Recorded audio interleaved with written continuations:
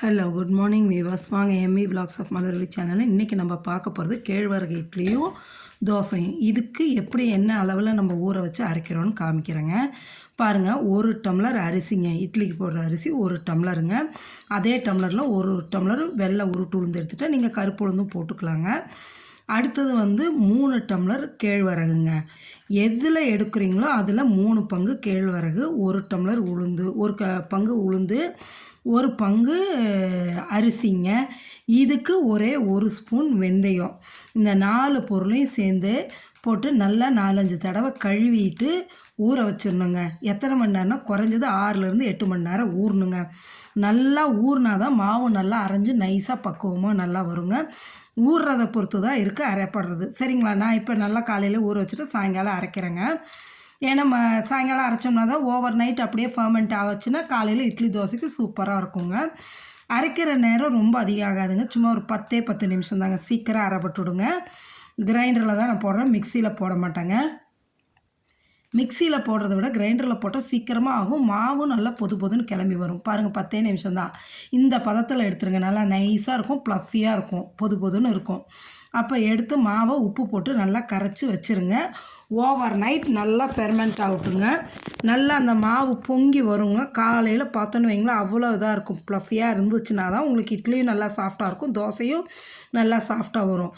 இதுதான் நம்மளுக்கு கரெக்டான பக்குவங்க. இந்த பக்குவத்தில் நீங்கள் அரைச்சி எடுத்து வச்சுக்கிட்டீங்கன்னு வைங்களேன், அவ்வளோ சூப்பராக இருக்கும். டெய்லியும் ஆர்டினரியாக இட்லி தோசை சாப்பிட்றது இந்த கேழ்வரகு உடம்புக்கு அவ்வளோ நல்லதுங்க. இதில் ரிச்சாக என்ன இருக்குதுன்னு பார்த்தீங்கன்னா, கால்சியம் இருக்குது, அயர்ன் இருக்குது, அமினோ ஆசிட்ஸ் இருக்குது, விட்டமின் டி எல்லாம் இருக்குதுங்க. இதெல்லாம் ரொம்ப உடம்புக்கு நல்லதுங்க. பாருங்கள், இப்போ ஓவர் நைட் விட்டாச்சு. இந்த மாவு எந்த அளவு பொங்கி வந்திருக்கு பாருங்கள். இந்த அளவு பொங்கி வந்ததுனா தான் உங்களுக்கு இட்லி நல்லா சாஃப்டாக இருக்குங்க. தோசையும் ரொம்ப சாஃப்டாக நல்லா இருக்குங்க. இப்போ இந்த இட்லி தோசைக்கு தேவையான ஒரு சட்னி பாருங்கள். சூப்பரான சட்னி. அதுக்கு ரொம்ப ஆப்டாக இருக்குங்க. ஒரு 3 கட்டி பூண்டு, ஒரே ஒரு வரமிளகாய்ங்க, கொஞ்சோண்டு புளி, அதுக்கு 2 தக்காளி. இதை மட்டும் போட்டு நல்லா நல்லெண்ணெய் ஊற்றி மீடியம் ஃப்ளேமில் வச்சு வதக்கணுங்க. ஃபுல் ஃப்ளேமில் வச்சு வதக்கணும்னா மேலே கரிஞ்சிடும், உள்ளார நல்லா வதங்கி வராதுங்க. தக்காளியை நறுக்கி உள்ளே இருக்க அந்த தண்டு எப்பொழுதும் நான் எடுத்துருவேன். இது நல்லெண்ணெய் ஊற்றி வதக்கி செஞ்சால் தான் நல்லாயிருக்குங்க. கடலெண்ணெய் விட நல்லெண்ணெய் இதுக்கு பெஸ்ட் ஆப்ஷனுங்க. நல்லா போட்டு நல்லா வதக்கிடுங்க. இதை நல்லா வதக்கும்போது அந்த மீடியம் ஃப்ளேமில் வதக்கையில் அந்த கலரே மாறி வருங்க. பொறுமையாக நல்லா வதக்கி ஆற வச்சு மிக்ஸி ஜாரில் போட்டு நல்லா நைஸாக அரைச்சி எடுத்துட்டோன்னு வைங்களேன், இந்த இட்லி தோசைக்கு இந்த பூண்டு சட்னி அவ்வளோ சூப்பராக இருக்குங்க. இதேமாரி நீங்களும் செஞ்சு பார்க்கலாங்க. பின்ன அரைச்சிட்டு அதே வானலை வச்சு ஒரு 2 ஸ்பூனு நல்லெண்ணெயை ஊற்றிக்கிங்க. நல்லெண்ணெய் ஊற்றி கடுகு, உளுத்தம்பருப்பு, கருவேப்பிலை போட்டு தாளிச்சிருங்க. தாளித்து இந்த அரைச்ச சட்னியை அதில் ஊற்றி எடுத்து வச்சுருங்க. சூப்பராக இருக்கும். இந்த பக்கம் அதை எடுத்து வச்சுட்டோன்னா நம்ம இட்லி தோசையை ரெடி பண்ண ஆரம்பிச்சிடலாங்க.